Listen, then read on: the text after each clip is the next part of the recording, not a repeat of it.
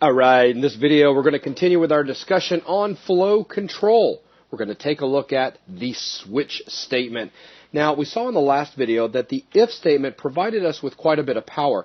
It allowed us to test an expression for a true or false condition and then simply perform some code if it was true and some other code if it was false. That's nice and handy. But what happens if you need to test a particular condition against several possibilities? So what if I needed to say if x is 5, 15, 25, and 30? Well, we saw that we ended up with a really big if, then else if, else if, else if, else if. A bunch of tests going on in there. And that's not very efficient. The switch case statement allows us to come in here and perform a single test, basically, and even then it's not really a test, it's just simply saying switch based on this value. So x contains, let's say, a 5, it allows us to jump right down to where the 5 is, as opposed to running an evaluation after an evaluation after an evaluation of expressions. Right, Logan? Right, again, it's where you can take just one single test and then have a bunch of possibilities depending on what that value is. But again, you only test once, and then you have a case for 5 or whatever the value was. You have a bunch of different cases for whatever possible values you want to handle. Exactly. So to make this a little bit more clear, because I know right now just staring at a white screen and you're hearing us say this, you might be thinking, huh? Well, let's go ahead and just draw it. So here is our basic syntax. So switch, and then again, opening parentheses. And now, instead of putting a test expression in here, what we're going to do is put a test variable in here. How about that? As I said just a second ago, let's say we do something like x is 5. Okay, now we are going to have our open and, of course, our closing curly braces. Now, inside here, this is where things get interesting. We're going to have case. Notice it is indented for formatting purposes. So case. And then right here, we're just going to simply have our comparison. So I'm just going to call it comp. Comparison value 1. And inside this, we will have, well, let me go ahead and make sure I put my colon right there. And then in here, we're going to have code. Terminator, we have some more code if we wanted to, showing that we don't have to have blocking braces. That's not how this works. It's not like the if statement. And then finally, break, indicating that we are done with this particular case. Here comes another case. And now I can come in here with comparison value 2, colon, perform the following if that is met. So code, let's just say in this particular case we only had one line of code, and break. And there you go. That keeps things really, really simple. So what am I talking about? Well, right here I could have an x in here. So it'd be switch based on the contents of x. And my comparison value 1 could outright be the number 3. My comparison value 2 could outright be the number 4.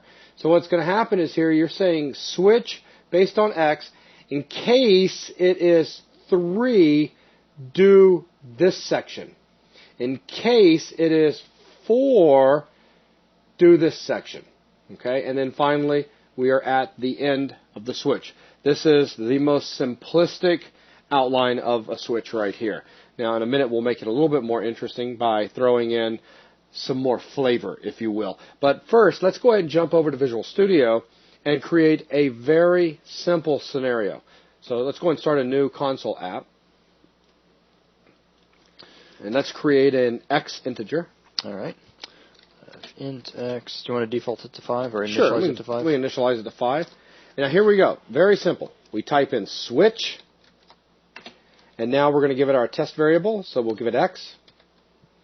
Now there's no terminator or nothing at the end, but of course the switch, everything within the switch is encased inside our blocking parentheses, or excuse me, blocking open and closing curly braces. There we go. Now let's go ahead and tell it case.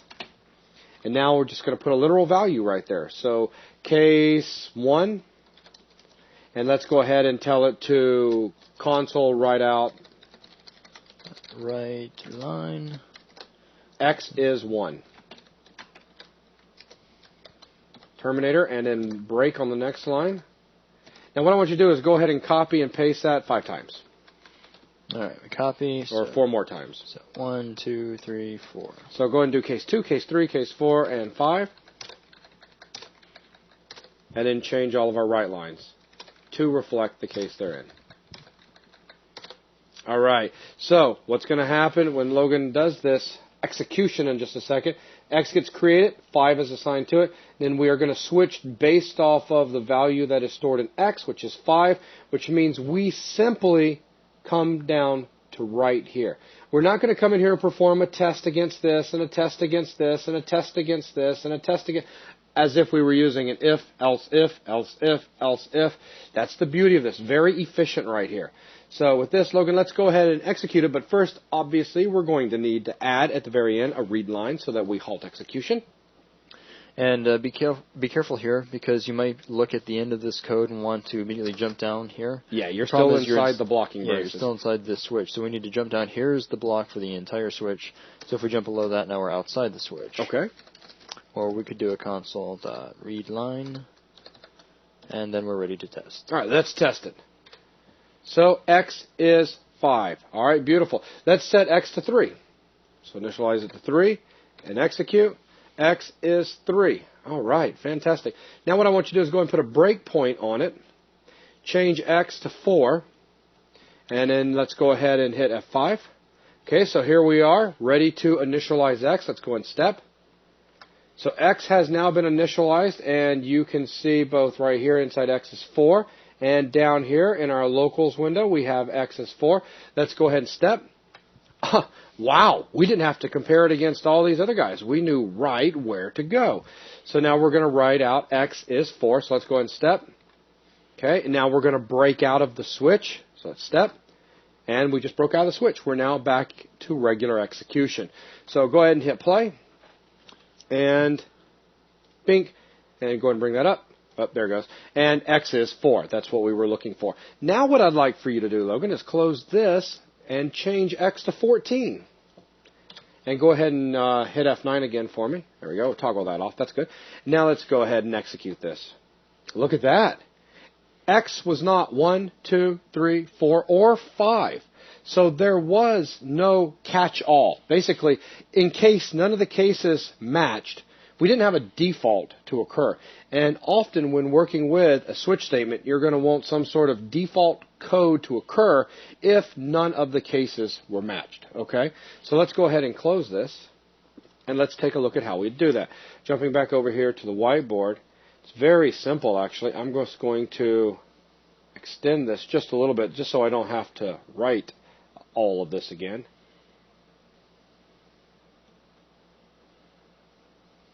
We just simply come in here and put default, colon, guess what? It's time to add some code. So we do code, and we can do some more code. And then once again, we're going to tell it we need to break out of our switch. And then here is the end of our switch. Okay? So Logan, with that, let's go ahead and put a default section into our switch statement. Okay. Let's go below the last case now. I'll jump back. I'll put in a default. Like so. And then, of course, at the colon, jump down, console.writeLine.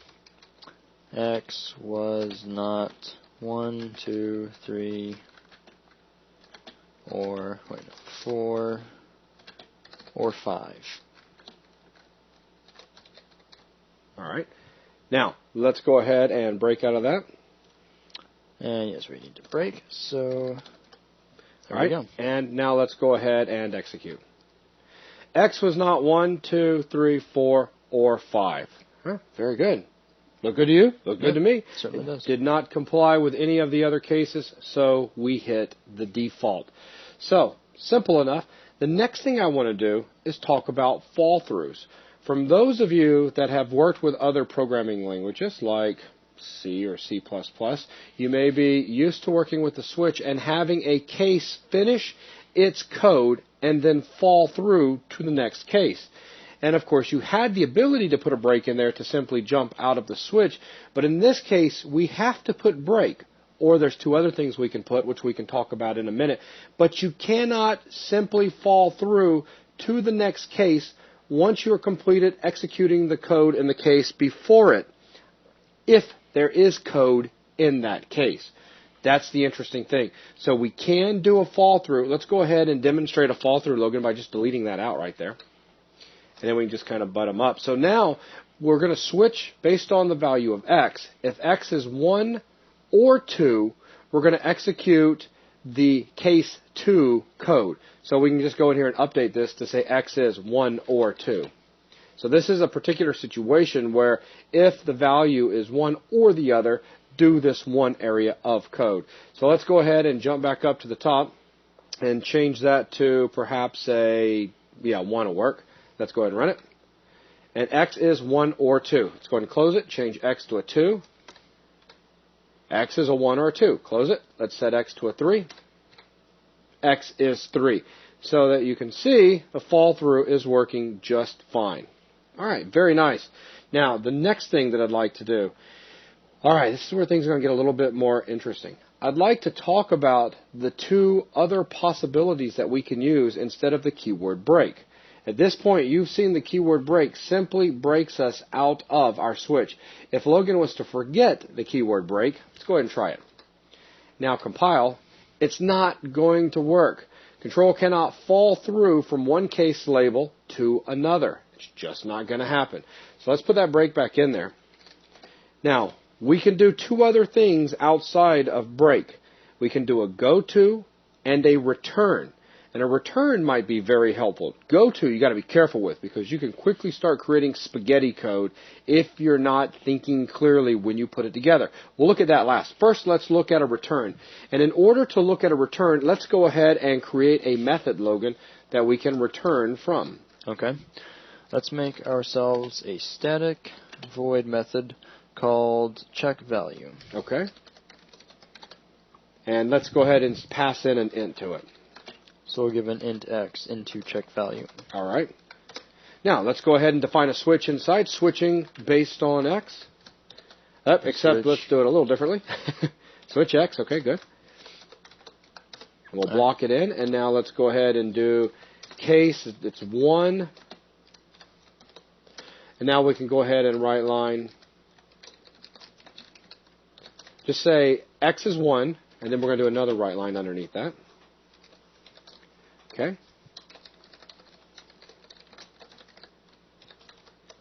Let's now return. All right. Let's now return. All right. So now let's go ahead and come up under and do a case 2. I know we haven't put the keyword in yet. We'll do it in just a moment. And now in here, go ahead and copy both those two lines and paste them up under case 2. And now what I want you to do is say x is 2. Okay. And now say let's continue in method. Let's continue in method. All right, so now to make this work proper, let's go ahead and on the next line put a break for the case 2. Now, let's focus on doing something new here. Let's come back up here, go ahead and hit enter, put a return right there. Very nice. Now, drop down below the switch and do a console write line that says we are still in check value. All right, we are still in check value. Okay, so now we need to call on this method. So let's go back up to our main method. And if you'd like to delete everything above, I'm just trying to think of how just to clean it up a little bit. Just to keep it cleaned up. I agree. Let's take all of this, select the current switch statement, and delete it. Okay. So now we're going to call on check value, and let's send it a 2. Now, This is very important. Let's talk about what's going to happen here. We're going to come in here. Actually, you know what? Let's send it X. Let's get them into working with variables and all. Now go ahead and set X to 2. Oh, that looks so much better. All right, so now we're going to come in here. We're going to initialize X to a value of 2. We're going to come down and do a check value. We're going to do a call to the check value method, and we're going to pass it to basically the value that's inside of X. So let's come down here. So here we come into check value, passing a 2 into the parameter X. We're going to switch on the contents of X, which is a 2. So we're not going to do here. We're going to switch to here. So we're going to write out X is 2. Let's continue in method. Then we're going to break out of the switch. So now we come down here since we're still inside, and we're going to write out we are still in check value. Then let's go ahead from here and jump back. And Logan, to make this a little bit more interesting, hit enter and do a console write line right there that says we are back in main. All right, we are back in main. I love it. All right, so to continue on with what I was saying, so we're down here, we break out, we write, we are still in check value, then we hit the end of our check value method, so we return back. So when we return back, this is our caller up here. There was nothing else to do on this line, so we continue on the next line where we write out, we are back in main. So what we should see on the console when we execute this simple application is X is 2, let's continue in method, we are still in check value, we are back in main. Let's go ahead and run it. X is 2, let's continue in method, we are still in check value, we are back in main. Excellent. Go ahead and close that. Now what I want you to do is go ahead and set a breakpoint. All right, breakpoint. Let's follow it now. All right, so here we go, initialize. Now, we're going to remember where we're at because we're calling the check value method and passing it the contents of X. All right, so go ahead. You want to go ahead and step into Yeah, let's go ahead and step into it. So here we are, stepping into it, and we remember, again, over here on the call stack, where to return back to in main. All right, so here we go. Let's step. All right, so we're going to switch based on the contents of X, which is a 2. So let's go ahead and switch. Here we go. Look at that. It switched right to 2. So we're going to do a console write line. X is 2. Let's step. Now it's going to say, let's continue in method. Let's step. All right, time to break out of the switch. So it's going to bring us down here. Let's step. All right, so now we're going to write out we are still in check value, meaning we could have more code take place in the check value method. And so that gets written out of the console. So let's step. We are now at the end of the check value method, which means we are going to return back to our calling location. So let's return. So we'll step. And so here we are back to our calling location. That's where we called from. Nothing else to do on this line, so step. So now we're going to perform this line. So we're going to print out we are back in main, step, the end. Okay? So there you go. We've walked through every bit of it. Now let's go ahead and hit stop and see what happens when we return from the method early. Let's go ahead and set this to 1. Now here's what's going to happen. X becomes a value of 1. We're going to call upon the check value method passing 1. So now we come down here into check val, switch based off of the contents of X, which is a 1. So we switch over here to case 1. Console.writeLine, X is 1. Let's now return. We hit return, and we return back to the caller, back up here. Nothing else to do on that line, so we come down here and we write, we are back in main. Notice this time around, we skipped this line altogether. So we did not do any additional code that resided outside the switch, but still inside the check value method. All right? Very important concept to grasp here with the return. So what are we going to see when we run this? We're simply going to see on the console, X is 1. Let's now return. We are back in main. 3 lines. Let's do it. X is 1. Let's now return. We are back in main. Close it, Logan, and let's step through it. All right. Here we go. So we're initializing X to a value of 1. Step. Now we're going to call upon the check value X. And again, over here in the call stack, we're going to remember where we need to return to. Let's step into it. All right, so now we know where to return back to. We're sitting over here with our parameter X being populated with a value of 1. Let's step. First line we're going to perform inside the method check value. Switch based on X, which is 1. So we're going to switch down to this case. So let's switch. All right, so here we go. We're going to write out X is 1. Step. Let's now return. Step. Okay, here comes the magic. It's time to return. This keyword means return back to our caller, which is back up here. As a matter of fact, you can see it's gray right now. It's remembering where we came from. So let's go ahead and step.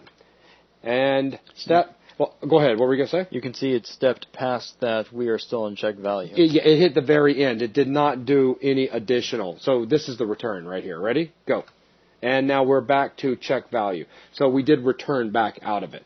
Now we can go ahead and step. So we are back in main and step. And that's reline. So here, I don't want anybody to get confused as to what happened.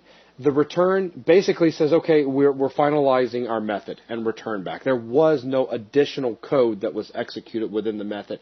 Our return says we're done with the method, so it took us to the end of it, which made us automatically go back. Okay? Just don't want anybody to get confused with that. We did exactly like I said. We returned back. So Logan, you can go ahead and stop the debugger. All right. So that is how return works. Again, return can be really handy if you happen to be in a switch and a particular case has come up where you don't need to do any additional code that resides outside the switch but still inside that method. You can simply return. All right, with that, I think we have only one last demonstration, and that is using a goto as opposed to a return. And Logan, we can just keep this same setup in place and just jump on down here. All right, now let's go ahead and set up a goto, and all we got to do is say goto case. So let's say we want case 1 and case 2 to both execute if a value of 1 comes in. So instead of having a return there, let's replace that with a goto space case, and now let's give it that value. So it'll be 2, and let's go ahead and terminate it. So what's going to happen here is when we come into the check value method, we pass in our parameter value. We're going to switch based off that parameter value. If the parameter value is a 2, we simply come down here and we print out x is 2. Let's continue in method. We are still in check value, and then we return back. If, on the other hand, we come in here and x is a value of 1, now look what happens. We switch to 1, so we write x is 1. Let's now return, go to case 2. So we jump right down to here. X is 2. Let's continue in method. Now we break out of the switch. We are still in check value. Then we return back up here. We are back in main. So the cool thing, I'm not even going to have you change the verbiage here, Logan. Okay. What's neat about this is if we pass a value of 1 into check value, we will write out every single piece of verbiage that you have in this little app right now. Kind of neat, huh? So start out by setting x to 2, just so that we only do 4 lines. So let's go ahead and execute. And there's our 4 lines. X is 2. Let's see. Let's continue in method. We are still in check value, and now we are back in main. All right, let's close that. Now change that to a 1. Don't execute yet. Let me go ahead and come over here and scroll down. We've got 1, 2, 3, 4, 5, 6 lines it's going to be shown. Let's go ahead and do it. So 1, 2, 3, 4, 5, 6. X is 1. Let's now return. Not. X is 2. Let's continue in method. We are still in check value. We are back in main. Please ignore the verbiage if it's confusing you right now. This is just text. I'm just demonstrating how we're being bounced around inside. As a matter of fact, Logan, if you don't mind, let's go ahead and put a breakpoint right there and show them what's happening. Go ahead and execute. All right, so here we go. X, of course, is being set to a value of 1. Let's move forward. Check val X. We'll remember where we are on the stack. Go. So call stack now remembers where we're at, and we come down here to check value. We're going to switch upon X, and X contains a 1. So let's go ahead and go over to our switch and switch to case 1. We're going to write line X is 1 out. Next line. Let's now return. Next line. Go to case 2. Here's case 2. Ready? Go. Tink. Now we're in case 2. Right line X is 2. Step forward. Let's continue in method. Step forward. Let's break out of the switch. Step forward. We're out of the switch. We are still in check value. Step forward. We're at the very end of the method, about to return back to our caller. Step forward. Aha. Back to our caller. Nothing else to do on this line. Step forward. So we are back in main. The end. Whew. Anything you want to add to all this? Just one small thing I want to add in, and that is you can, of course, use the goto to jump over a case if you wanted to. Sure. For example, if I were to add in a case 3 by copying case 2 and just changing it to 3, and I'll change the verbiage to match that as well. Okay. Let's say we wanted to have case 1 and case 3 execute. We could set this goto to point to case 3, and now if we run, we get...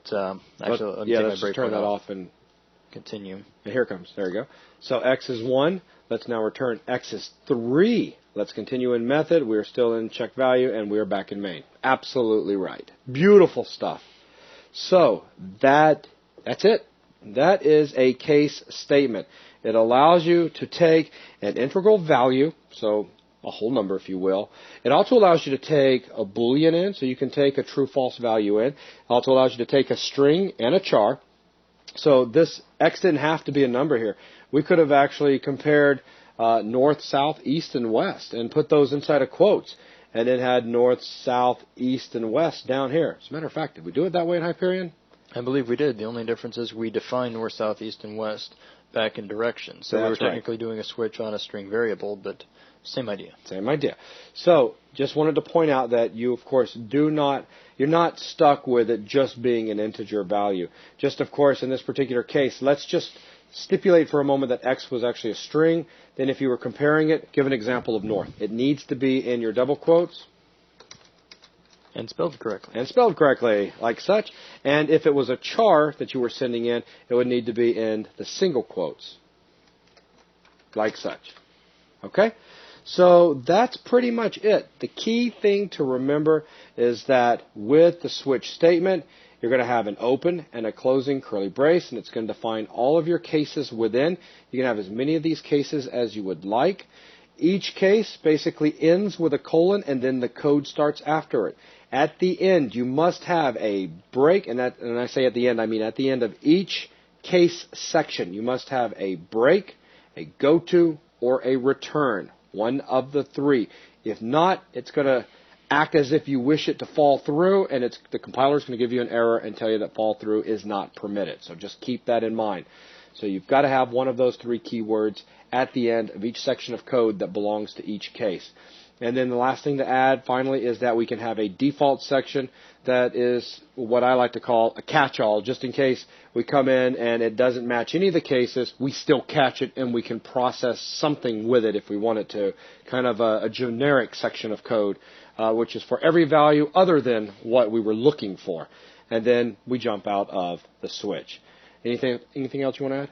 No, I think that pretty much covers it. Another use of the default, though, was like back in Hyperion, after we checked for a whole list of commands as different cases, we had a invalid message be shown in the default, which meant we didn't catch a valid command, so show that no valid command was entered. Precisely. And I'm glad you held me up for just a second, because we can do fall-throughs, not with just a go-to case, but we saw that if we left a case's code empty, it basically just had one case stacked right on top of another case that would fall down or fall through. Okay?